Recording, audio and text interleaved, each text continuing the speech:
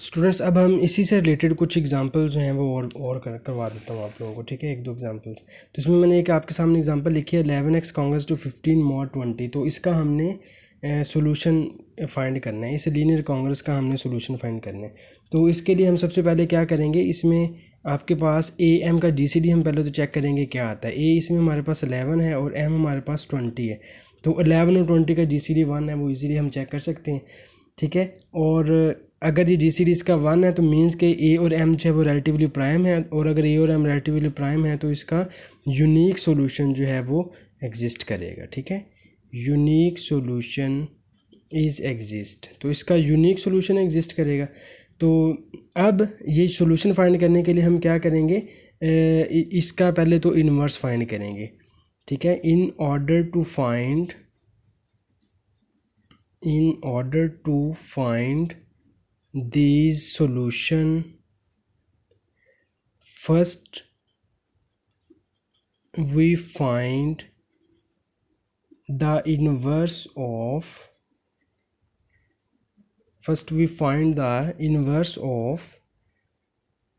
11 mod 20, ठीक है। तो हम पहले 11 mod 20 का इन्वर्स फाइंड करेंगे। तो इसके लिए हम क्या करेंगे, यूक्लिडियन एल्गोरिदम यूज़ करेंगे। तो यूक्लिडियन एल्गोरिदम का आप लोगों को ऑलरेडी पता है, हम इसको लिख सकते हैं 20 is equal to 11 into 1 plus 9 and 11 is equal to 9 into 1 plus 2 and 9 is equal to 2 into 4 plus 1, ठीक है। इसको आप इक्वेशन नंबर 1 कह दें, इसको 2 और इसको हमने 3 कह दिया। तो इधर से ही हम इसको लिख सकते हैं, इक्वेशन नंबर 1 से आप लिखें तो 9 इज़ इक्वल टू आ जाएगा 20 minus 11 into 1 and 2 is equal to आ जाएगा 11 minus 9 into 1 and 1 is equal to आ जाएगा 9 माइनस 2 इंटू 4, ठीक है। अब आप इनको बैक सब्स्टिट्यूशन करते जाएं, तो इनको बैक सब्स्टिट्यूशन करने के बाद जो हमारे पास फाइनल आंसर आएगा वो कुछ इस तरह से आ जाएगा। 1 is equal to 11 into minus 9 plus 20 into 5। मतलब हमने इस जीसीडी हमारे पास 1 आया था, इस 1 जीसीडी को हमने 11 और 20 के लीनियर कॉम्बिनेशन में लिख दिया। तो हम क्योंकि इसका इन्वर्स फाइंड कर रहे हैं, तो इन्वर्स फाइंड करने के लिए हम क्या करेंगे कि 11 का इन्वर्स हम क्योंकि फाइंड कर रहे थे, तो 11 का जो भी कोफिशिएंट होगा वो इसका इन्वर्स होगा, ठीक है। सो -9 बी द इन्वर्स ऑफ 11, ठीक है। तो ये -9 जो है ये इस 11 का इन्वर्स होगा। तो ये इस 11 का इन्वर्स आ गया। अब आप -9 को गिवन जो आपके पास इक्वेशन है उसके साथ मल्टीप्लाई कर दें दोनों साइड से, ठीक है। Multiply both sides of 1 by -9, इसको -9 से मल्टीप्लाई कर दें तो यह आ जाएगा -9 into 11x is congruent to -9 into 15 mod 20, ठीक है। तो ये -9 क्योंकि 11 का इन्वर्स है, तो इसीलिए हम इसको इधर कह सकते हैं कि ये आपके पास 1 हो जाएगा और ये आ जाएगा x इज़ कांग्रेस टू -9 और 15 जो है इसको आप अगर मल्टीप्लाई कर दें तो ये हमारे पास आ जाता है -135 mod 20, ठीक है। तो mod 20 के लिए हमें इधर कोई भी पॉजिटिव वैल्यू चाहिए, तो आप -135 को जब 20 पे डिवाइड करेंगे तो ये हमारे पास इसका आंसर आ जाएगा 5, ठीक है। 5 mod 20, ठीक है स्टूडेंट्स, ये इसका आंसर आ गया। अब इसके बाद सेकंड एग्जांपल है 51x कांग्रेस टू 66 mod 105, ठीक है। तो सेकंड एग्जांपल की तरफ आते हैं। 51x सेकंड एग्जांपल है 51x is congruent to 66 mod 105, ठीक है। तो इसमें भी स्टूडेंट सबसे पहले हम क्या करेंगे, 51 और 105 का जीसीडी फाइंड करेंगे। तो 51 और 105 का जीसीडी जो है ये हमारे पास आ जाएगा 3, ठीक है। जीसीडी फाइंड करने के हम डिफरेंट मेथड जो है वो प्रीवियस लेक्चर में पढ़ चुके हैं। तो इसका जो आंसर है वो हमारे पास 3 आ जाएगा। अब मीन्स कि ये हमारे पास क्या आ गया, डी। तो ये डी आ गया, ये 66 हमारे पास क्या है, बी, ठीक है। तो अब आपने ये चेक करना है कि डी जो है वो बी को डिवाइड करता है या नहीं। डी हमारे पास 3 है और बी जो है वो 66 है, और 3 जो है वो 66 को डिवाइड करेगा, ठीक है।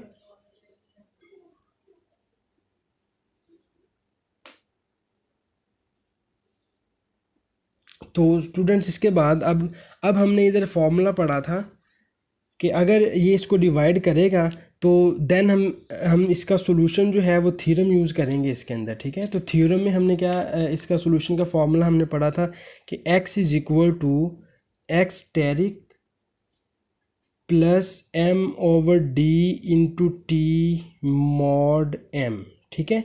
ये वाला हमने फॉर्मूला पढ़ा था। और इसके लिए एक्सटेरिक हमने पहले फाइंड करना है। एक्सटेरिक फाइंड करने के लिए हमने क्या क्या करना था, एक्सटेरिक के लिए आपके पास जो भी गिवन इक्वेशन है आपने उसको जो इसका जीसीडी आएगा उसके ऊपर उसके साथ डिवाइड कर देना है, ठीक है। तो जीसीडी हमारे पास 3 है, तो आप क्या करेंगे, अब गिवन इक्वेशन को 3 पे डिवाइड कर देंगे। तो 51 इसको आप डिवाइड करें 51 over 3 into x is congruent to 66 over 3 mod 105 over 3, ठीक है। तो इसको आप डिवाइड करेंगे तो ये आ जाएगा 17x is congruent to 22 mod 35, ठीक है। तो अब हमने क्या करना है, इसको दोबारा से अब चेक करें तो इधर से 17 और 35 जो है ये अब रिलेटिवली प्राइम हो गए, ठीक है। 17 और 35 ये दोनों हमारे पास अब रिलेटिवली प्राइम है। तो अब ये रिलेटिवली प्राइम है तो उसका सोल्यूशन फाइंड करने के लिए हम प्रीवियस एग्जांपल में जो काम किया था वही सारा काम करके इधर से यूनिक सोल्यूशन फाइंड करेंगे, वो आपके पास एक्स स्टेरिक हो जाएगा।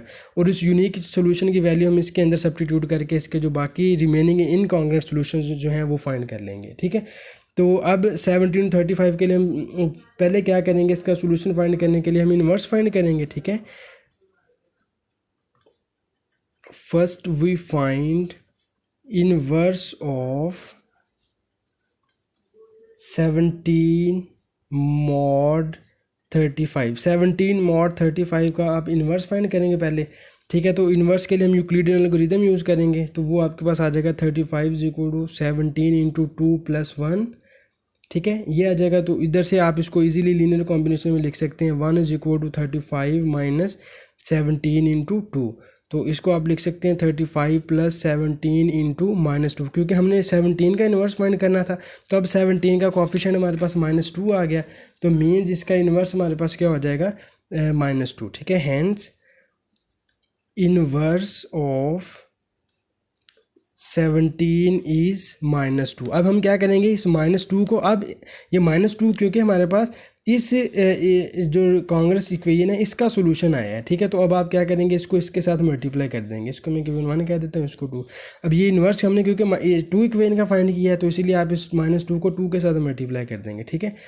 मल्टीप्लाई इक्वेशन 2 बाय -2, इसको इसके साथ मल्टीप्लाई करेंगे तो ये आ जाएगा -2 into 17x is congruent to -44 mod 35। अब इसका मैंने पहले भी बताया कि -2 क्योंकि इसका इन्वर्स है, तो जब ये मल्टीप्लाई होंगे तो इसका आंसर 1 आएगा। तो ये अब -44 जो है इसको 35 पे आप डिवाइड करें तो इसका जो आपके पास पॉजिटिव रिमाइंडर है वो आपके पास 26 आ जाएगा। तो ये आ जाएगा 26 mod 35।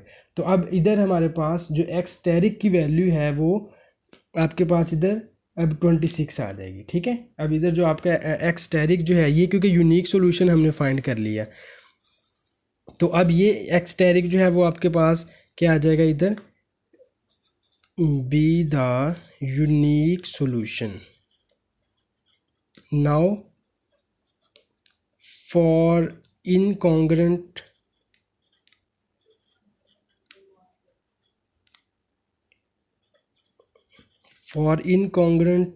solutions we have, incongruent solutions के लिए हमारे पास वैल्यूज़ कौन कौन सी आ जाएंगी।